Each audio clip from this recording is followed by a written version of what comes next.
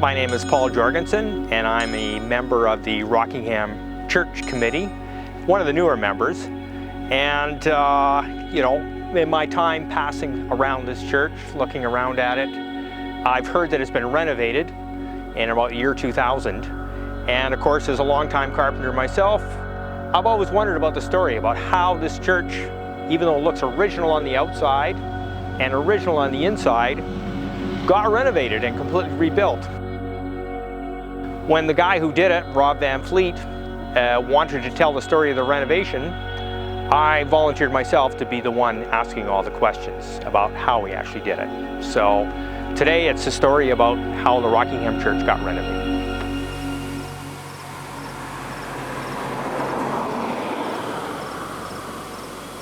Revisiting this story, it's like when a person approaches this church, it looks original, like I said, it looks original on the outside and the inside. No one would ever know that you took this whole thing apart. Yeah, the interior that you see is original. As it was. Yeah. Yeah, but somehow you rebuilt the entire thing. What happened is that in 1973, I drove by here in the middle of winter at Christmas time, and the snow flakes coming from the air were that big. Yeah. And I stopped here in Rockingham after coming down the old Snake Road, and I saw the church up here, and I walked up the hill, and I fell in love with the building right at that very point. In 73, actually. 73. Yeah, that's before I actually moved to the area, and the fact that I fell in love with the church at that point, I knew I was in the right place.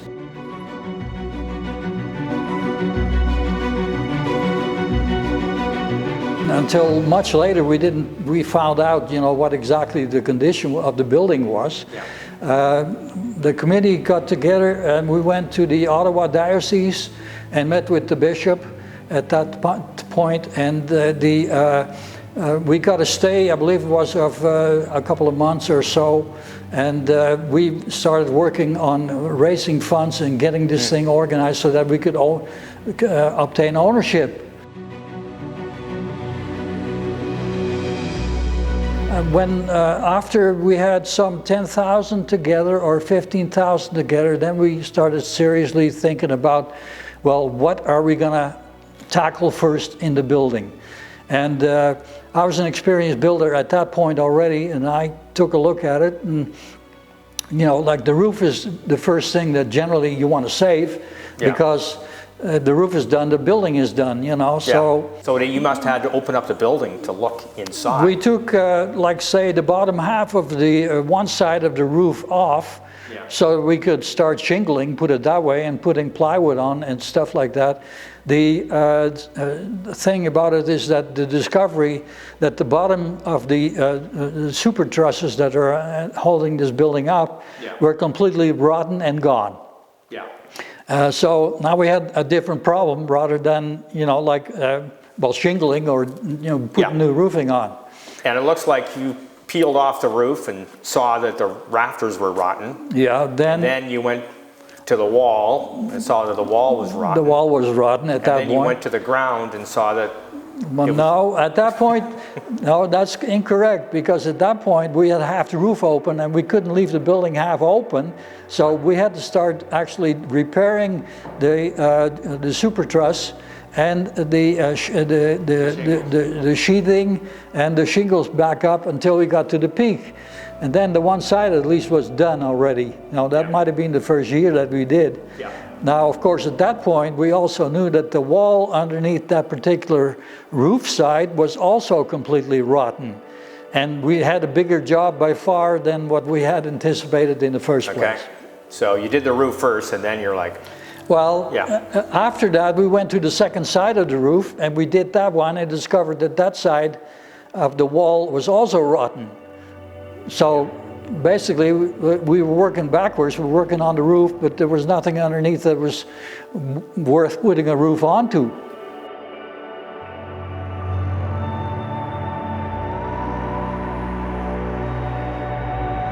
The thing about it is the pews and the interior were taken out of here because we didn't know the condition of the structure. And I put two Main walls here in the very center of the building on the left and the right side. Just the full length of the church. Yeah. A major system, so that, you know, in the meantime, no matter what came, like the building wasn't going to collapse on us in the meantime, you know, because we were working on the roof, and we knew that at that point that the walls were also rotten. Yeah. So, you know, like you want something to hold it up. Sure. Subsequently, we found that the interior walls that were temporary that we put in here were put on the floor, but the floor was also rotten. So, like, it was a gambit, you know.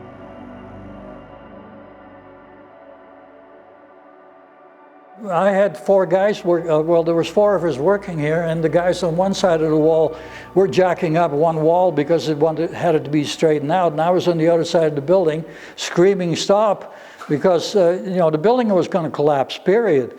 And that happened twice. Wow. So, yeah, a lot of drama just trying to fix it. Yeah, it was, psychologically, it was quite involved. And you got a log around on the east wall here that... yeah, well, there was a point where that wall had to be, needed a complete sill plate because it was gone altogether. Yeah. And that was before we got into the interior. Once we had this structure more or less done, we took the interior temporary walls away, and then we started on taking the flooring off because we had to inspect what the floor quality was all. So you took all the floorboards off? All the floorboards were out. We numbered the hall works, and then we discovered there was no floor support. There was no, the floor was rotten from one end to the other. And luckily by then we had 8x8s that were new on the outside plate walls, and could put new floor joists and hangers and modern technology, and put all the floorboards back in, numbered twice. That must have been quite the jigsaw puzzle. Well, like, they were all numbered. Number 32. Yeah, right. And I wouldn't want to do it again, you know.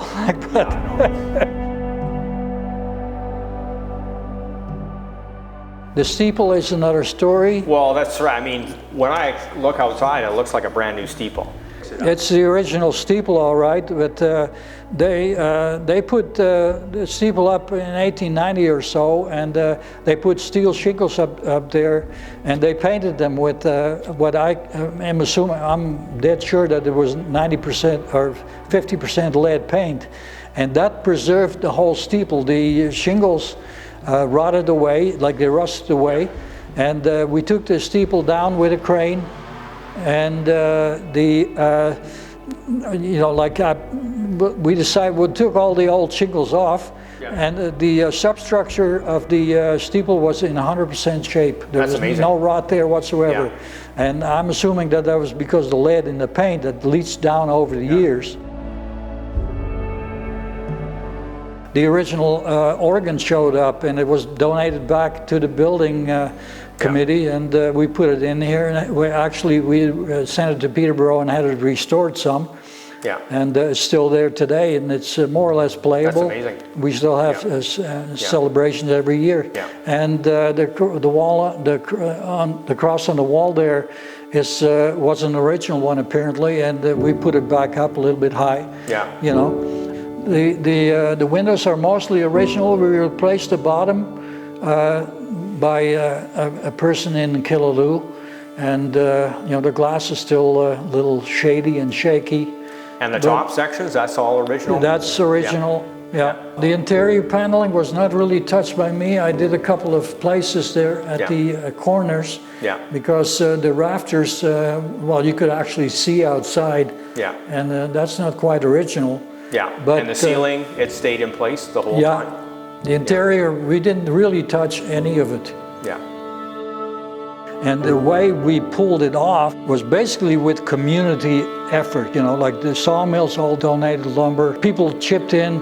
There was many volunteers, you know, over the, well, we're still on the committee after, well, 25 years actually. It took a number of years to get this off the ground, dealing with the, and the Anglican Church now, of course, loves this place in a sense where, you know, like they can't save their own churches, and we did. You know, so we're kind of in a league by ourselves, you know, in that regard. The thing is that maintaining the building is going to be the trick, and it's worth keeping, and we need a younger generation to take care of the building, essentially, at this point, and that's for the future. That's not your job.